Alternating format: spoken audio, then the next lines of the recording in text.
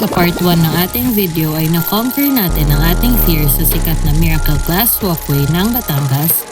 Nakapagdasal sa pinakamataas na statue o monument sa Pilipinas na si Mother of All Asia at nakita ang amazing views ng mga kalapit na isla ng Batangas. Dito sa part 2, maghahanap naman tayo ng masarap na local lomi house at bibisita sa largest church in the Philippines and in Asia at mag-iikot-ikot sa kanilang Christmas market at historic town. Kaya naman, balikan natin kung nagtagumpay nga ba kami sa 1 month na namin kinikrave na lomi. Lomi, here we come. Palabas ay nadaanan ulit namin ang mga ito. Ang ganda rin nila sa gabi. Kami lang ba o naa-amaze din kayo sa naglalakihang industrial structures sa gitna ng nature? At dahil gutom na nga ang mga tita nyo ay nagmadali kaming pumunta sa aming second stop. Sa wakas, matapos ang matinding pagod, gutom at cravings ay nandito na tayo. Kaso nga lang, close pala sila. Kaya dali-dali kami nag-drive, U-turn at sound trip pabalik sa nadaanan naming lomi house.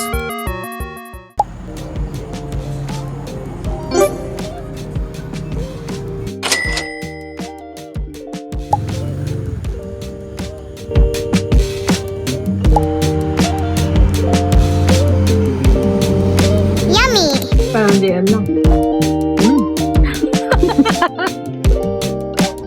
Oh, I see! Weird.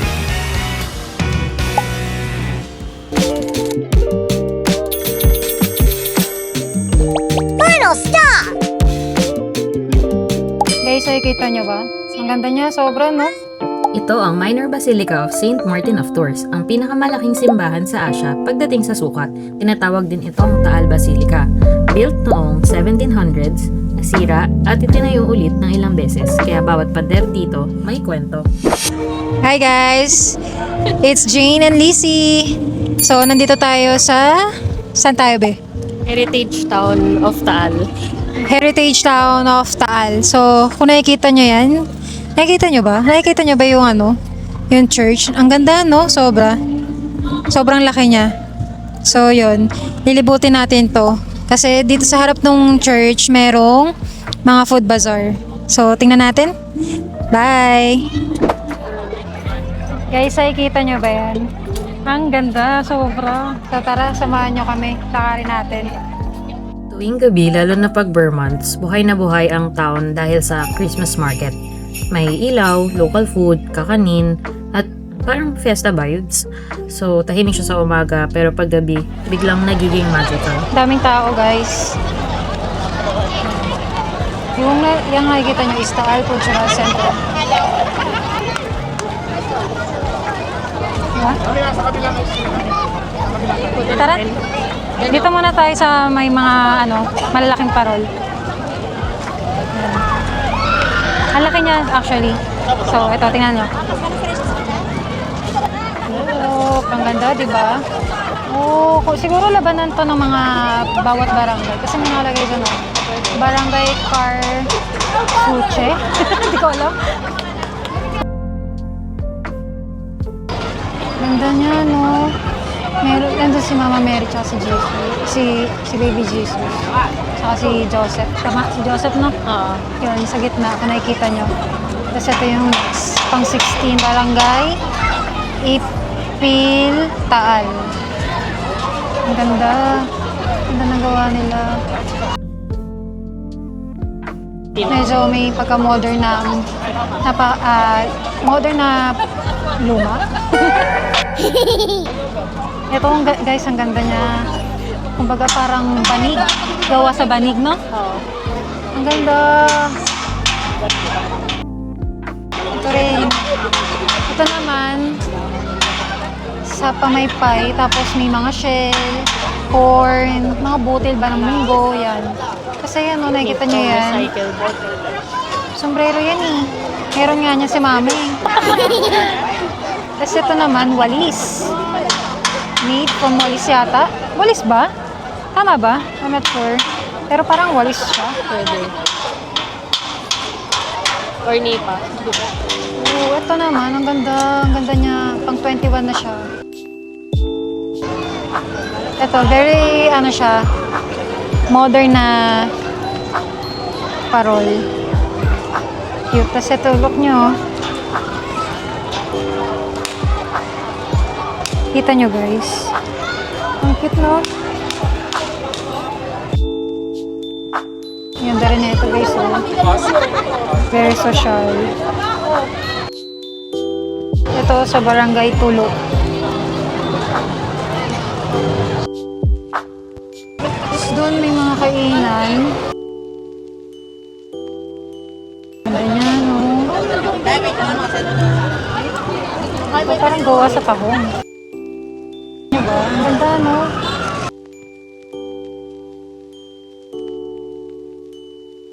Ito naman ang ganda. Barangay po. Ah, parang gawa siya sa nyog, yung bao. Ito rin. Gawa sa bao. Yung design niya is bao, no? Wow, ang ganda rin na ito, guys. Look. Ganda rin na ito, no? No?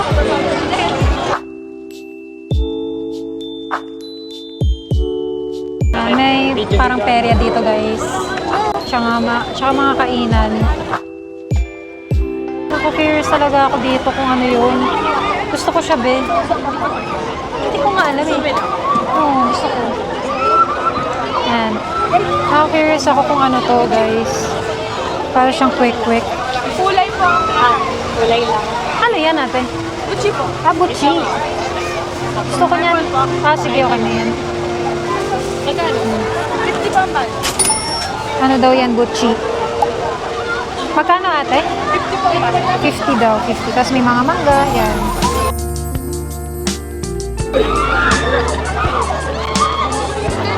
Guys, hindi to quick-quick.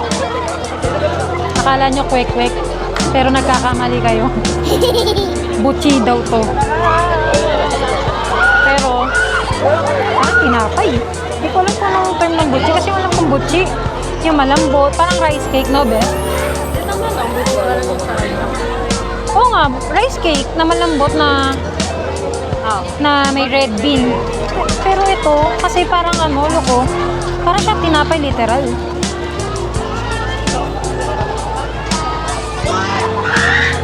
Wow, food vlogger na ang ating.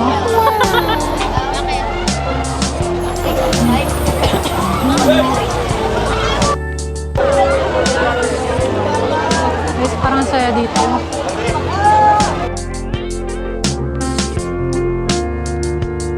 Gusto mo sumakay?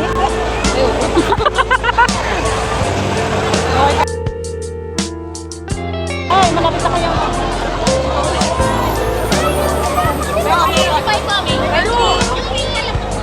Masarap naman siya. No?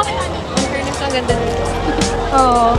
Masarap naman yung Gucci, pero hindi ko siya na-expect na gano'n yung ano. Kasi yung Gucci na ano, alam ko. Parang gusto ko doon kasi may kakaiba eh. Yung Gucci na alam ko, yung ano, parang yung sa Chowking na. Yung rice cake, tapos may red bean. Ito parang, Parang crunchy yung labas. oo, parang ito kasi parang tinapay na hindi mo maintindihan. Pero masarap. Alam nyo ba, ang Taal Heritage Town ay isa sa may pinakamaraming preserved Spanish-era houses sa buong Pilipinas. Kaya pag naglalakad ka dito, para kang bumabalik sa panahon ng Kastila. Legit time travel feels. Ngayon lang ako makapunta dito.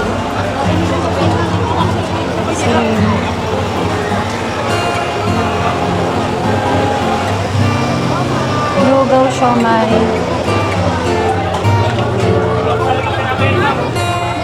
Oh, may shawarma.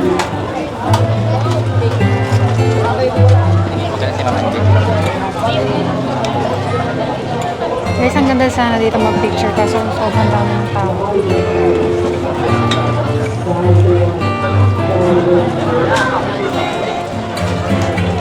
Makikidaan lang. Tayo, tayo.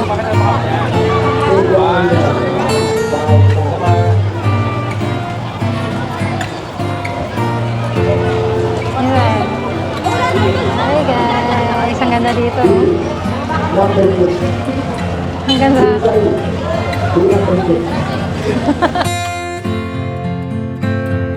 There's coffee, oh. Hindi, ayoko na. Yan, may ano pala dito, but first coffee. Ito ako pagbalik. Sige. Bye-bye ka na. Bye-bye. Bye-bye ka na. Bye-bye. Bye-bye.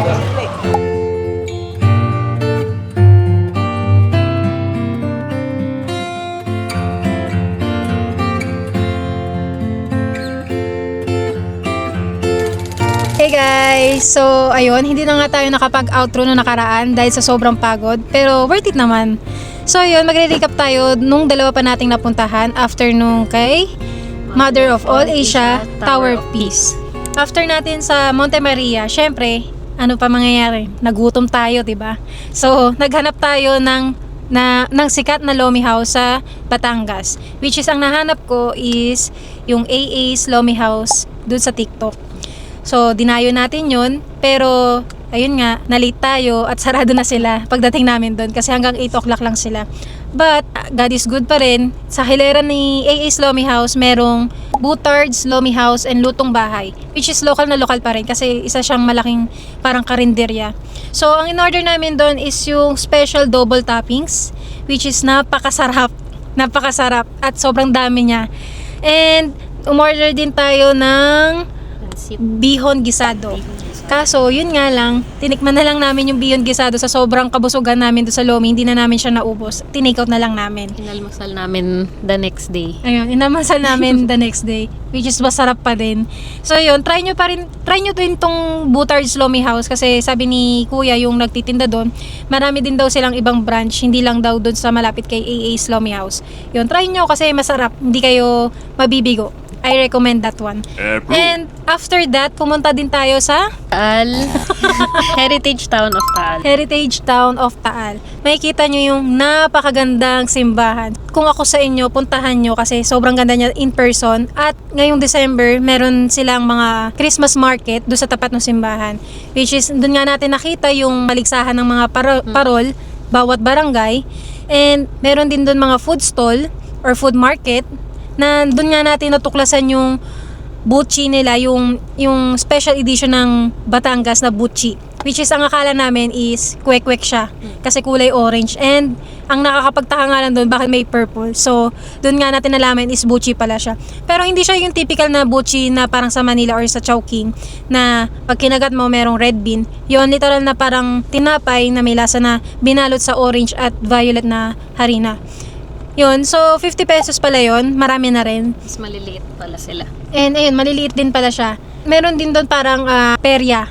Meron din mga Ferris wheel, yung mga pang bata na sakayan. Kung ako sa inyo, dali nyo yung family nyo, yung mga anak nyo, yung mga pamangkin, or kahit kayo mga friends, punta kayo doon kasi sure ako is matutuwa kayo, mag-enjoy kayo. So, ikaw, Janie, anong nasasabi mo? Nung nagpunta kami doon sa Heritage Town Taal is, ang una naming nakita agad is yung simbahan. Kasi ang laki niya talaga in person. Kung maikukumpara ko siya sa mga ibang structures sa ibang bansa, na ang laki ng mga simbahan nila. Unang side pa lang yun. Pagka alis namin sa parking, naglakad kami ng kaunti kasi hinahanap talaga namin yung Christmas market na nakikita namin sa social media. Wow, nung nakita namin banda sa hagdan, pababa, sobrang liwanag. Pinailawan nila or nilagyan nila ng LED lights yung mga old buildings na nakapaligid. Kaya sobrang liwanag kahit mga 10 PM na kami nakapunta doon. Sobrang lively pa din ng place. Punong-puno pa rin ng mga bata, pamilya na ine-enjoy lang yung Christmas spirit ngayong papalapit na yung Pasko. Yes, para siyang little vegan kung titingnan nyo. Kaya sabi ko nga puntahan nyo yun kasi sure na sure ako ma-enjoy nyo. Then, Sa huling video namin, natuwa naman kami kasi nagbabasa rin kami ng mga comments and mga suggestion, kahit mga DM din sa Instagram or TikTok, ganyan kung may magme-message man. And sa huling video, may nag-comment about kay Sir James. Kaya dahil sa huling comment mo, meron kaming lipstick check! lipstick check. So, overall, yung Butard's Lomi House for Lizzie is good para sa akin din. Taal Heritage Town, worth it din dayuhin kung taga Manila ka man. Mas maganda kung mapuntahan nyo rin siya ng may araw para makita nyo yung old structures and then makita nyo rin yung lake. Kung naman paggabi na, okay din siya kasi ang ganda ng pailaw ngayon nga magpapasko na. At nagkasya ba ang 1,000 each namin ni Lizzie? Yes na yes. Pause nyo na lang ang video para makita ang breakdown. So kung nagustuhan nyo po yung video natin na to, please subscribe and like and share our video. And malaking tulong na rin po yun sa amin, yung suporta nyo para ipagpatuloy po namin ang pag-vlog. And if ever na may mga suggestion na lugar or anything na para ma-improve po kami, just let us know. Comment lang po kayo kasi yun nga, sabi nga ni Janie, nagbabasa po kasi kami ng mga comments kahit sa TikTok or sa IG. Yun. So see you on our next adventure. Bye-bye!